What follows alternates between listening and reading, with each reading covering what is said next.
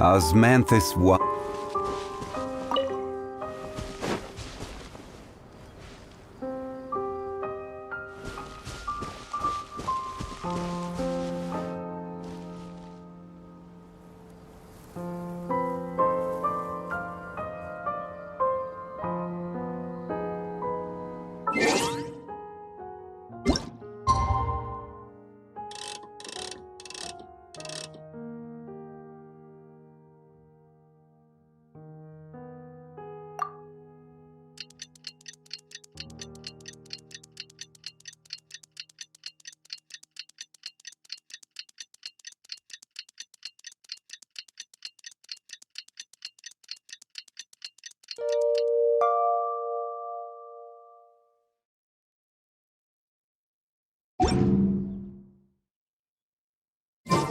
Every journey. We haven't seen Chevra since that night at Baptiste's place. Well, guess there's no point in worrying about it now. Let's go join up with the others.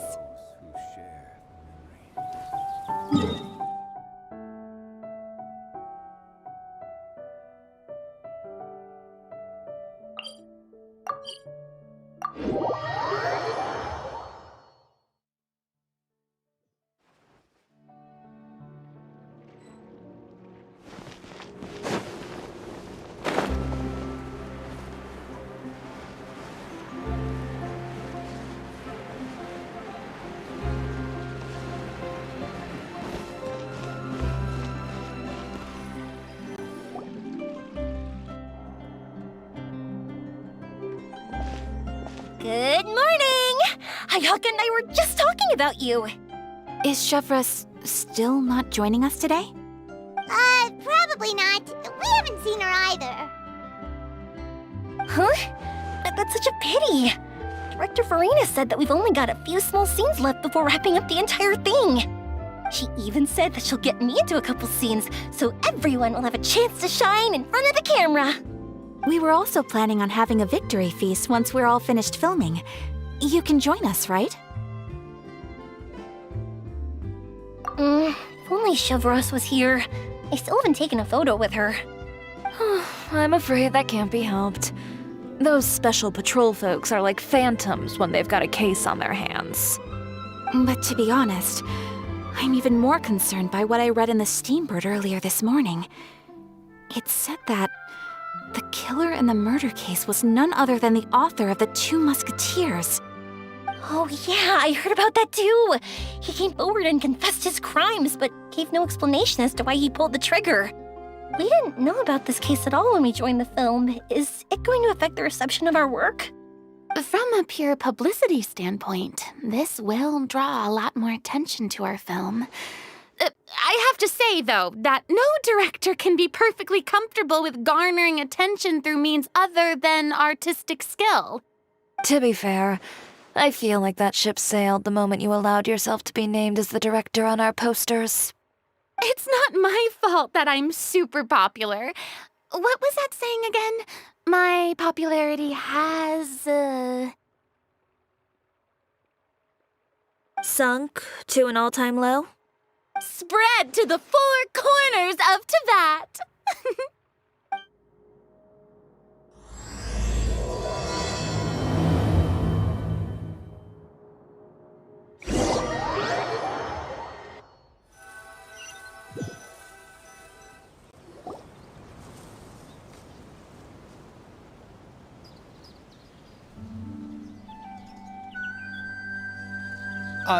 Excuse me, everyone. Xavier! Feels like it's been ages since we last saw you. I've been talking non-stop with the Film Association, and I'm absolutely swamped trying to coordinate the film's marketing. So forgive me for not being around more often, but please believe me when I say that I will make sure everyone's hard work gets the exposure it deserves. Oh, seems like you've been fighting your own battles. Yes, that's one way to put it. Oh, and before we begin the final round of filming, please allow me to finally introduce you to the original investor of our film, Mr. Morris. A pleasure to meet you all. Yes, glad to make your acquaintance, Mr. Morris. We've heard about the issues you've encountered with your financial situation, and genuinely hope that things have taken a turn for the better. Oh, well, the situation has indeed improved somewhat. Don't worry, Mr. Morris. Accidents and last-minute challenges happen all the time. There's no need to blame yourself over it. The good news is that we're almost done filming now, and I would even say that this is the best story I've ever seen. Is that so? I say that's great news. All right, now that we've gotten all the pleasantries out of the way, let's get this show on the road. We'll mostly be filming typical people and scenery from the streets today to improve the sense of environmental ambiance in some parts of the film. Oh, and there'll be a cameo for Mr. Kamisato and Miss Yoimiya as well. They'll be used to show outsider perspectives on the fates of the two musketeers. That's right. Ayato should be here any minute. Excellent! Then let's start with the scenery shots. Camera and clapper loader, you're up. Yep, we'll be ready. Remember, all we need are some wide zoom shots of the streets. If you happen to find some particularly lovely patches of flowers and grass, feel free to grab some close-ups of those as well. Ready? Lights! Camera! Action! Okay, now move the camera slowly. Try to focus on that flower. What's wrong? Just adjust the focal length a bit. Something the matter? But wasn't it working fine for all the days before? Veronique, can we try a different camera? No problem. How about this one? All right, let's give it another try. Lights! Camera! Action!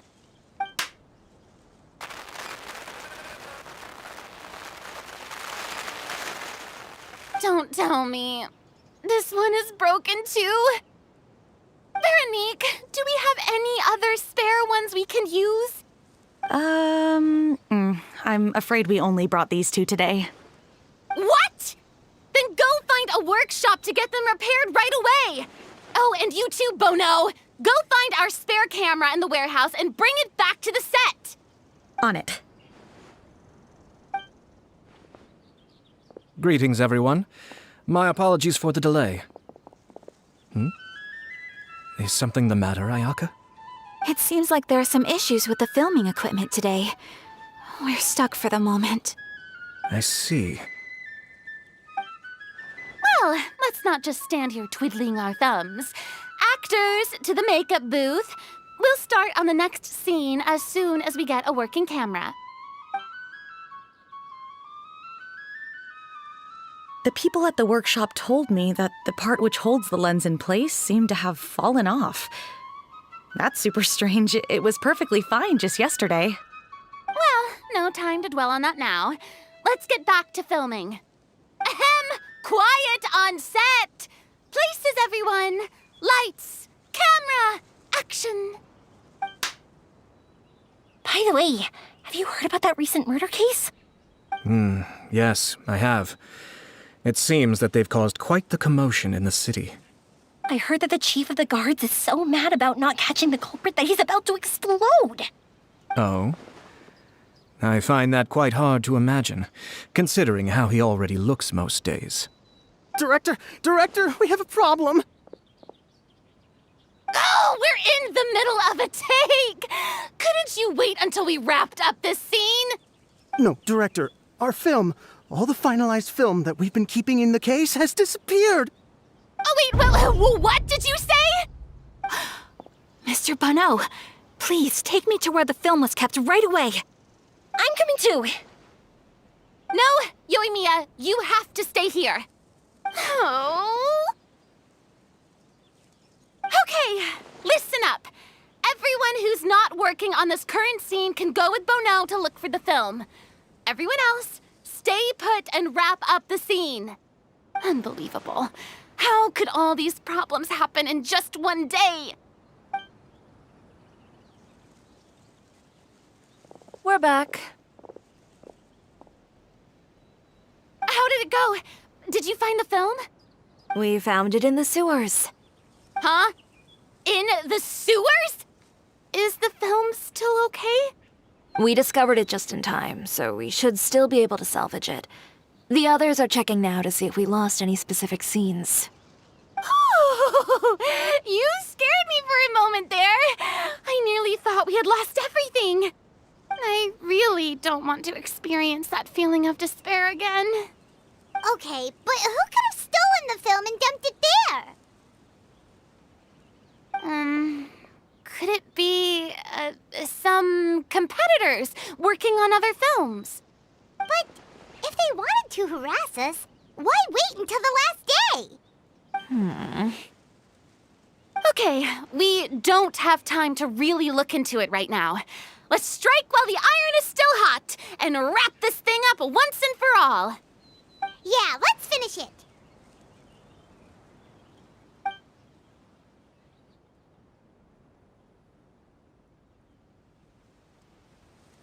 I would like to officially announce that our entry to the festival, The Two Musketeers, has now concluded filming!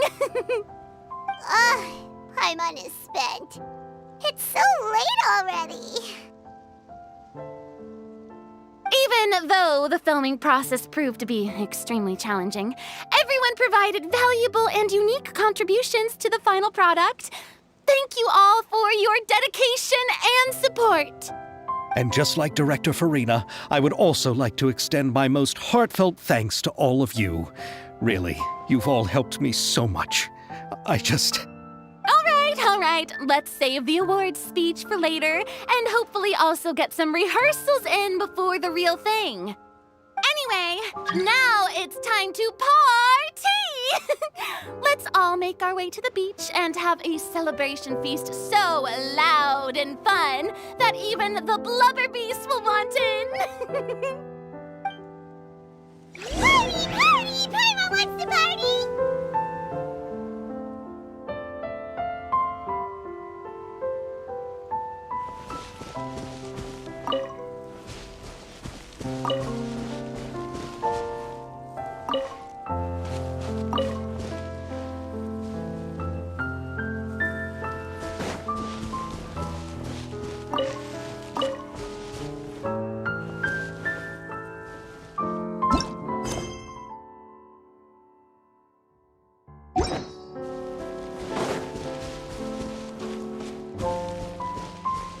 Whoa, this place is hopping. Everyone's finally getting to relax after wrapping up the film. Let's go chat with someone. Have you ever seen a fireworks show, Mr. Morris? It's pretty amazing. I'm afraid I haven't, but I'll take your word for it.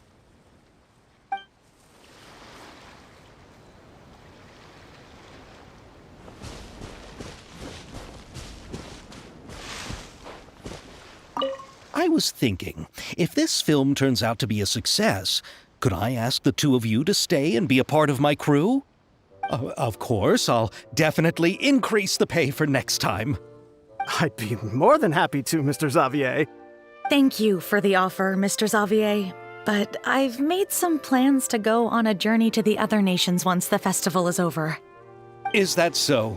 Well, then in that case, bon voyage, Miss Veronique. Please feel free to get in touch once you've returned to Fontaine.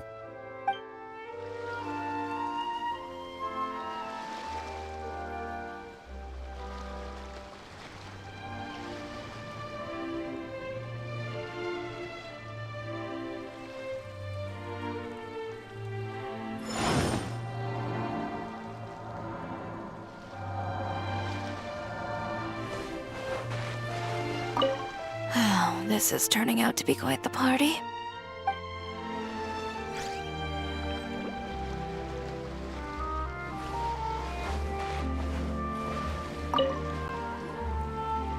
Ayato! How's your work been going? Everything went rather smoothly. Thank you for your concern. Ayato told me that we've already confirmed the dates for some Inazuma Fontaine cultural exchange events. So the next time we visit, we'll be doing so in our capacities as the representatives of the Yashiro Commission.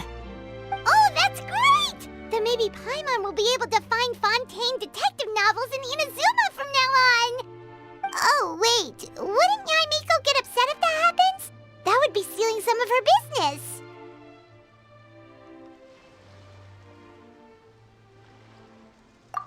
You've got a point.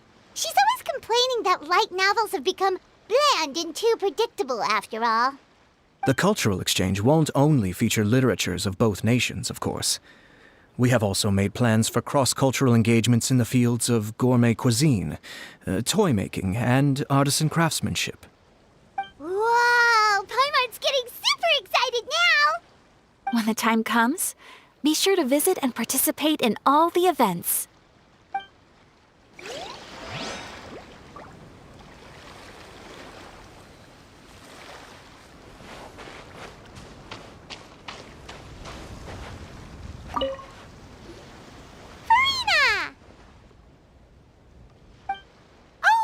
My darling clapper loader and camera operator, you've both worked really hard.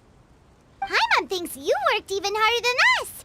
Honestly, Paimon was getting a little tired of playing with the clapperboard by the end of it.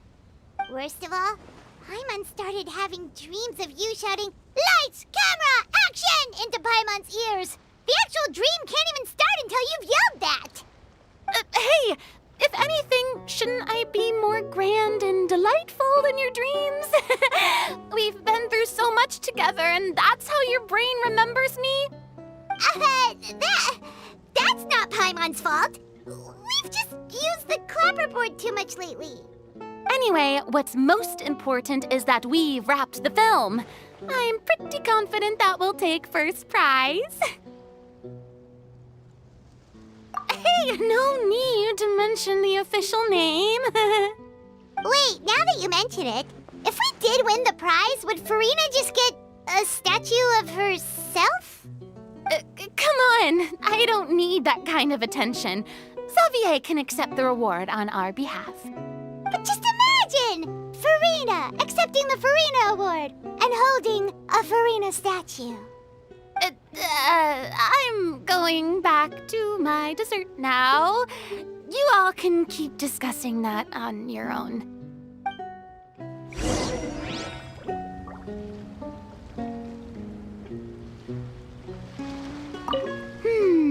What kind of dessert should I try next?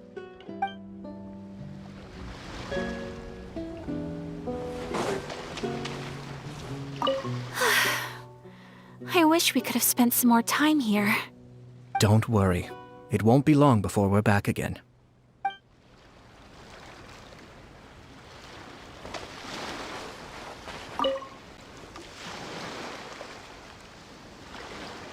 Chiori!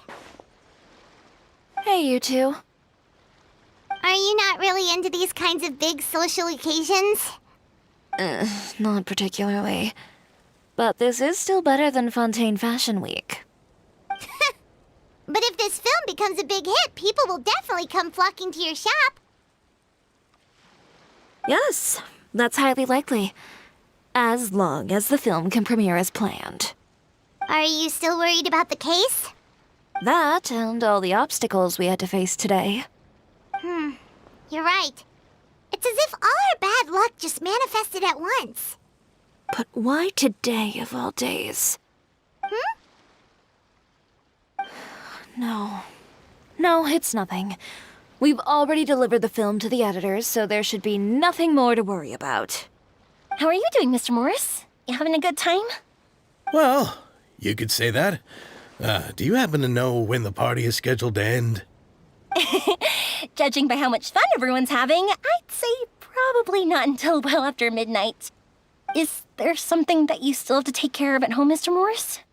Oh, well, I'm just not a late night person, so I might take off shortly. Oh no! Silly me. I almost forgot something super important. Oh, what is it? I prepared a whole batch of fireworks for the party, but I forgot to bring them over from the warehouse. Fireworks, you say? Well, that's truly a pity. Sorry things didn't go as planned. Could you help me carry them over, Mr. Morris? I won't be able to fetch all of them by myself. Me? Are you sure that you can't find anyone else? I just wanted to make this a surprise for everyone. The warehouse isn't far from here. We'll be there in no time. Pretty please, Mr. Morris. These are some of the best fireworks I've ever made. So I also want you to see them before you leave. They're stunning. I promise that they'll be a once-in-a-lifetime experience that you'll never forget. But... It's okay. Just come with me. If we're sneaky enough, nobody else will see us leaving. All right. The warehouse is right over here. I moved the fireworks there in advance, so it shouldn't be too much work bringing them back.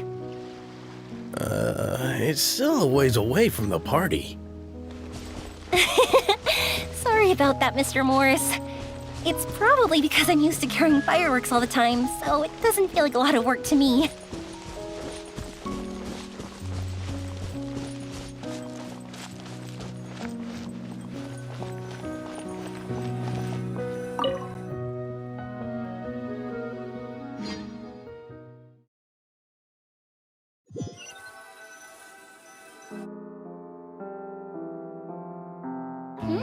It's dark in here. Wait here, Mr. Morris. I think the light switch should be somewhere over here. Why did I have to get roped into this? What was that?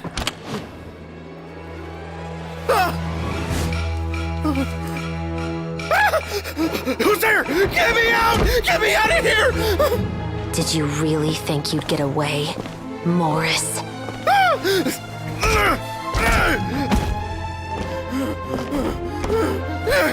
You've got the wrong guy. It wasn't me. I'm not the killer. You know, Eliza died a far more heroic death than this.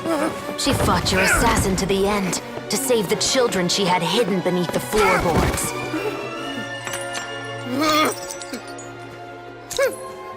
That is Eliza's pendant, the one with a photo of you two inside. The one you gave her. Ring any bells? It's a fake! It has to be! There's no way! No way your assassin didn't destroy it, you mean?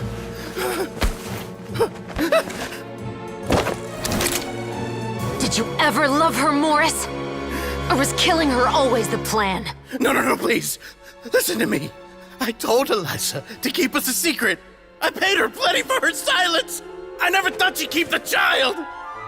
Everything was gonna come out, and I had no choice. She forced my hand. No! I'm begging you. I have money. Just name your price, please. You can keep your Mora, and you can go to hell.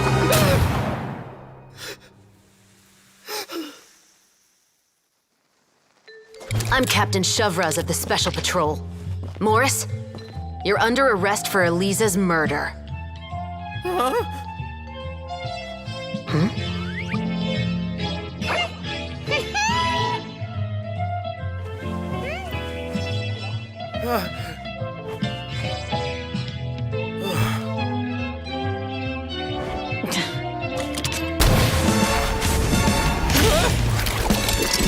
You're under arrest too, prop manager Veronique. Or perhaps I should call you the Second Musketeer.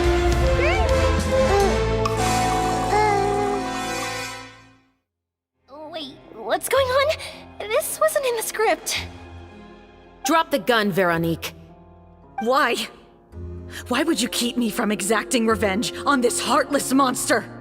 Drop your weapon. This is my final warning.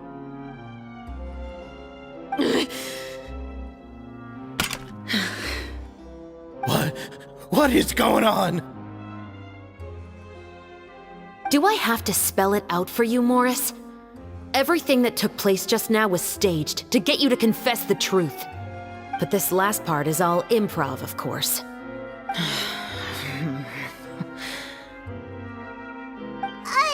Shivras, you told us you wanted us to help you stage a play. You never said anything about the Second Musketeer. It's because even I had no way to confirm my theory until now. Thank you for your performance, Yoimiya. Could I trouble you to go and bring in the other Special Patrol members? They should be on standby just outside. Oh, and please tell the other cast members not to worry about us. We'll be rejoining them shortly. On it!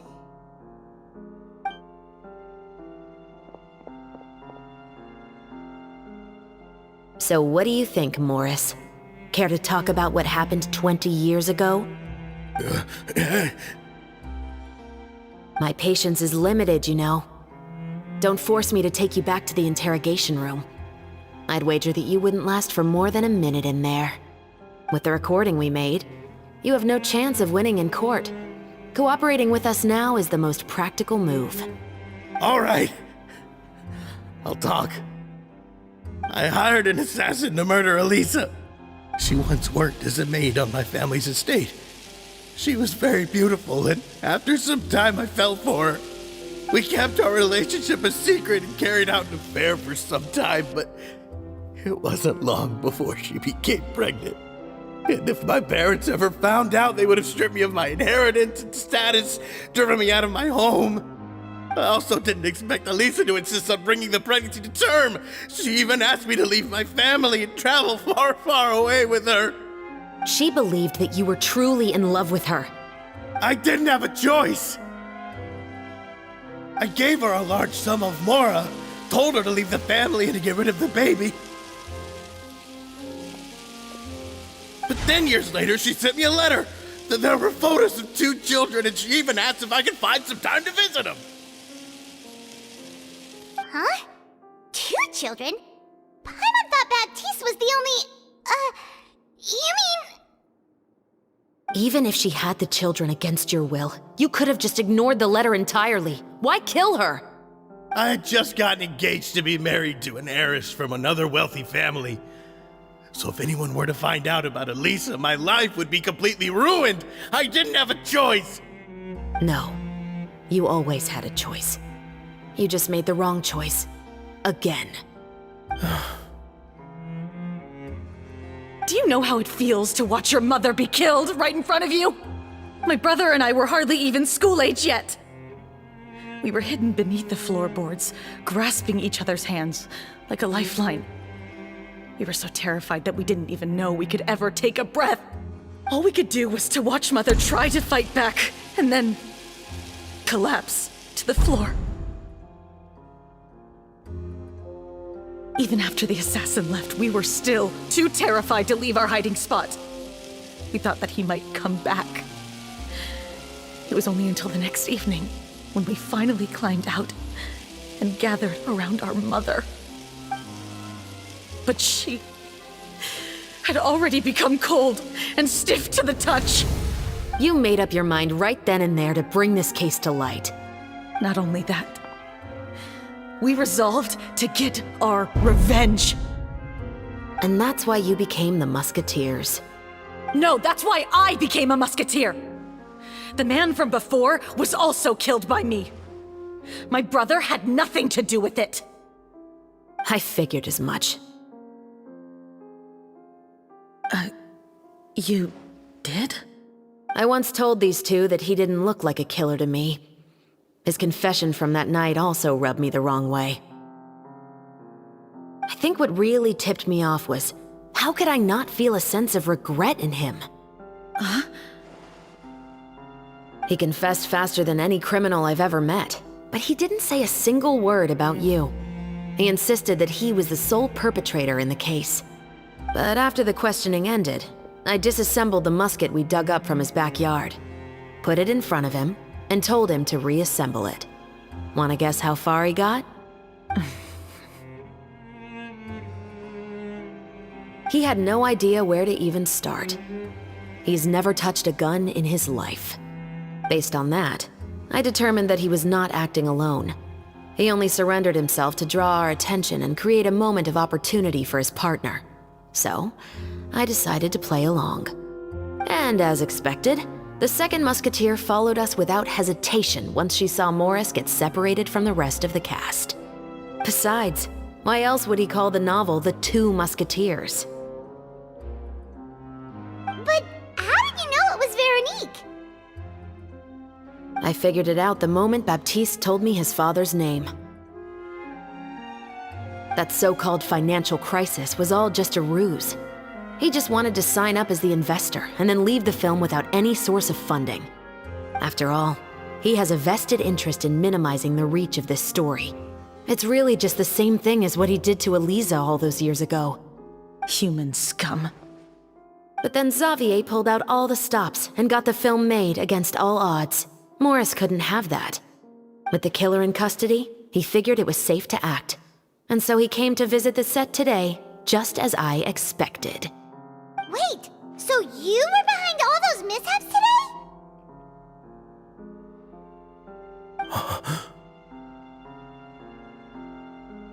As for the identity of the second musketeer, I assumed they'd probably stay close to Morris and look for an opening. And if they already knew that Morris was the film's investor, then that narrowed the list of potential suspects as well. Furthermore, being the props manager would allow the culprit to avoid scrutiny by purchasing mechanical parts in the name of the crew. With that hypothesis in mind, I went back to check Baptiste's orphanage adoption records. Guess whose name I saw on the same page, just a few lines from his. My brother.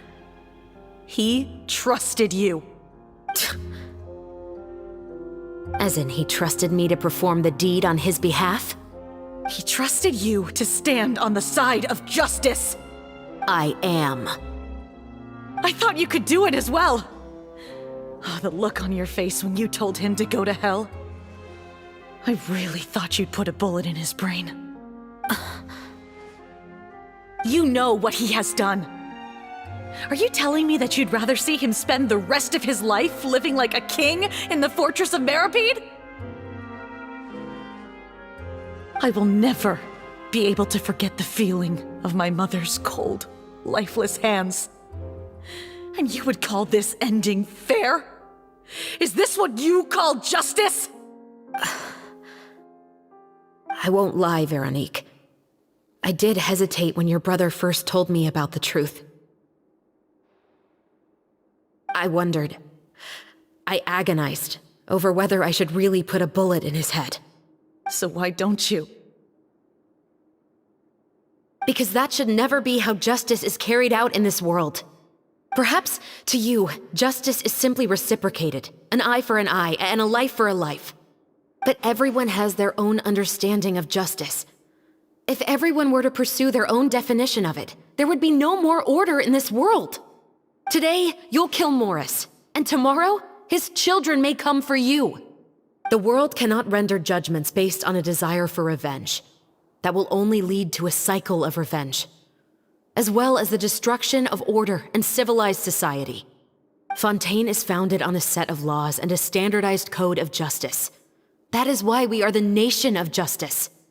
But with all that said, I will promise you this. Morris will not lead a cushy life in the fortress of Meripede. Chevros, the rest of the special patrol is here.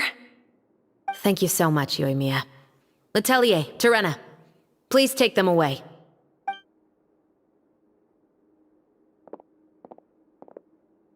I still can't agree with your reasoning. I know. Justice has not been delivered. At least, not today.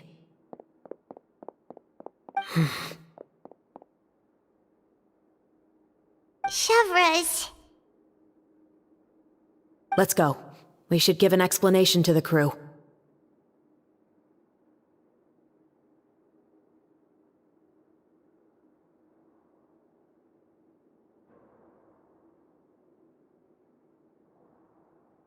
Thank you for your concern. I'm fine. I'm just thinking about the things in life that have driven people to take justice into their own hands.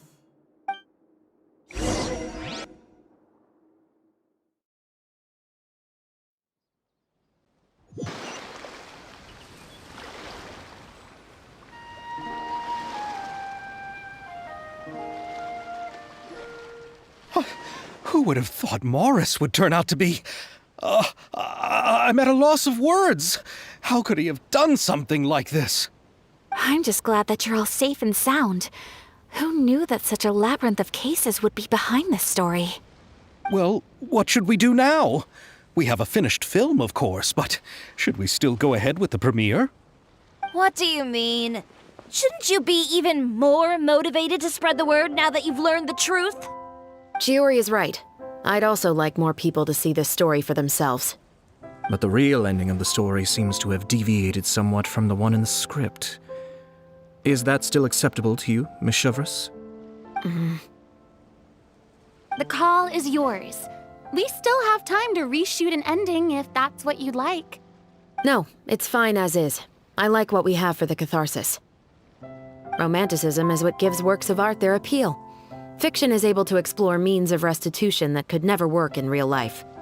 Just like the real world, the world of stories also has its own set of rules and justice. These different possibilities are what initially drew me to reading in the first place. Sounds good to me. I support your decision.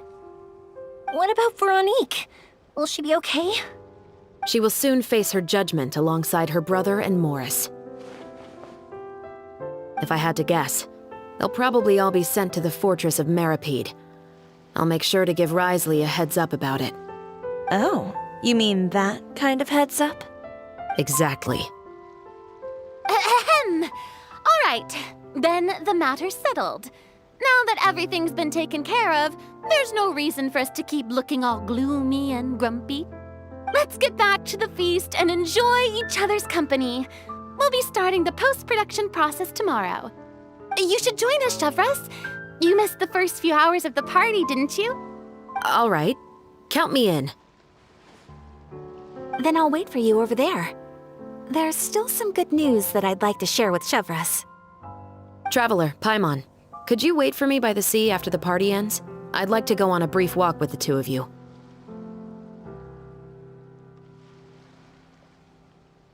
Thank you very much.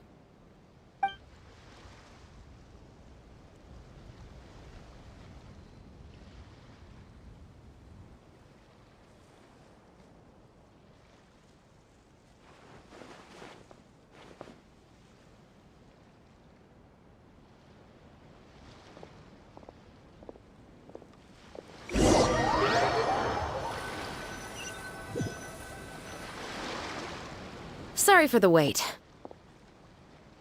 Oh, we weren't waiting long at all. Is there something else you wanted to tell us? No, I don't have anything new to share. I just felt that since you were my investigation partners, I should have another conversation with the two of you.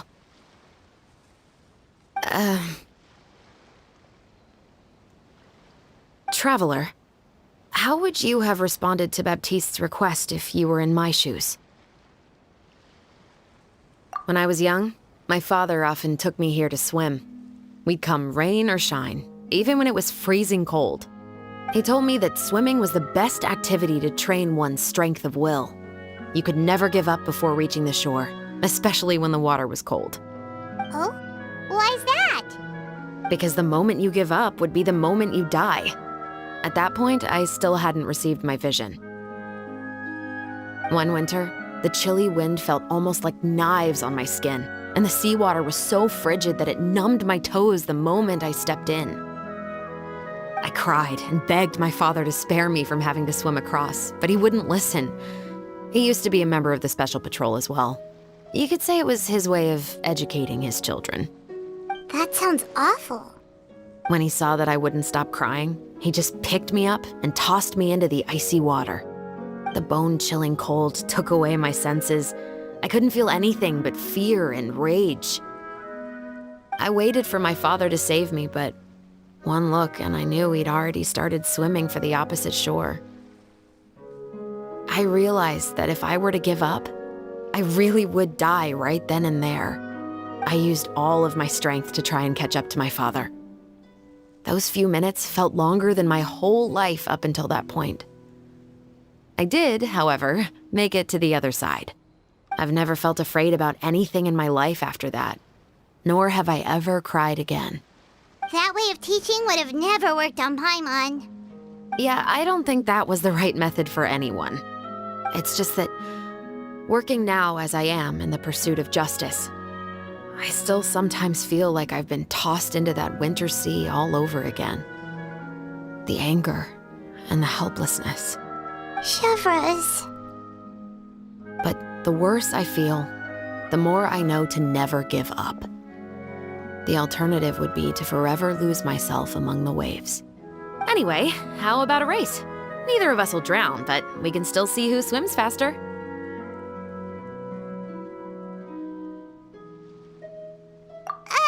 You guys go ahead! Paimon will grab the clapperboard to mark the start of the race.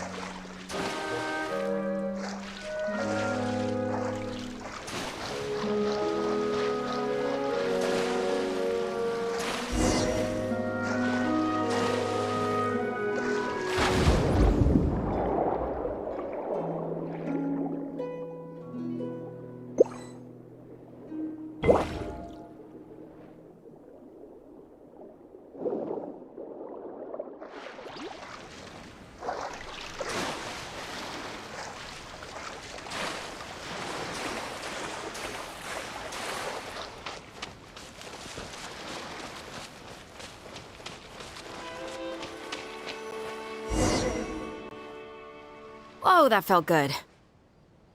You were so fast in the water, Chevros. You were swimming even faster than Paimon could fly. So, about the special patrol. Did you join because of your dad?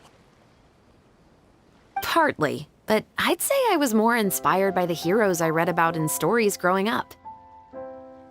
Oh, so it's due to your love of stories. Of course, it was only after I joined the Special Patrol that I learned that truth is often stranger than fiction. Come on, let's walk a bit more.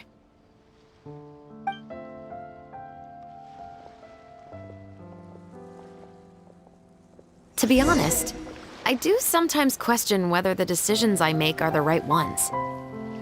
But I know that no matter what, I must keep swimming. Because the only thing I've got my eyes on is the shore in the distance.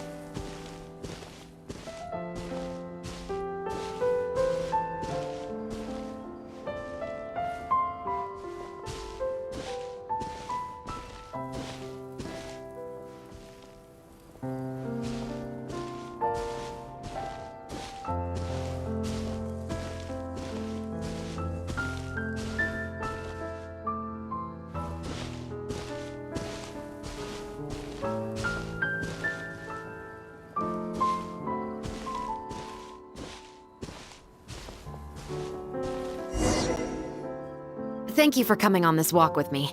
I feel a lot better after getting all that off my chest. Huh. We're nearly back at Baptiste's house. Huh. You're right. I didn't realize we were so close. He really did plant a lot of flowers.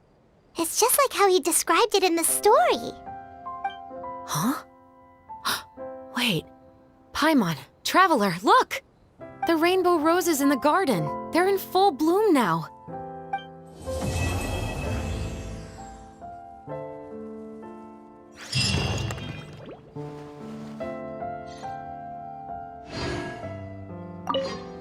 Even though it's a bit late, I must thank you for investigating this case with me. Not on behalf of the Special Patrol this time. It's a personal expression of gratitude from yours truly. Oh, you want to hear more about my father? To be honest, I didn't spend that much time with him. He was always busy with the Special Patrol, so he would often return home really late at night. Some nights, he didn't come home at all. Once, he didn't come home for a long time, maybe a whole week or so. When I went out to buy food, I learned that he had become a criminal, and by extension, that made me a criminal's daughter. But we can talk about that another day.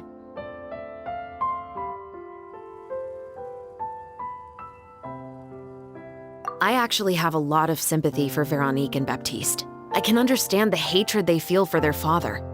But that doesn't mean I'll allow them to walk the path of evil, even if it might lead to another sense of justice.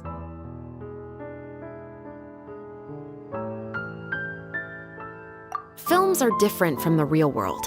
They're a form of art and represent the wishes in people's hearts. I adore the Two Musketeers, and I'm very happy to have had the opportunity to act the role as one. I can't wait to catch the film when it premieres in the Opera House. I'm looking forward to seeing the audience's reaction to the climactic ending. Thank you for looking out for me. I'll see you at the award ceremony. I'd be very surprised if we don't win.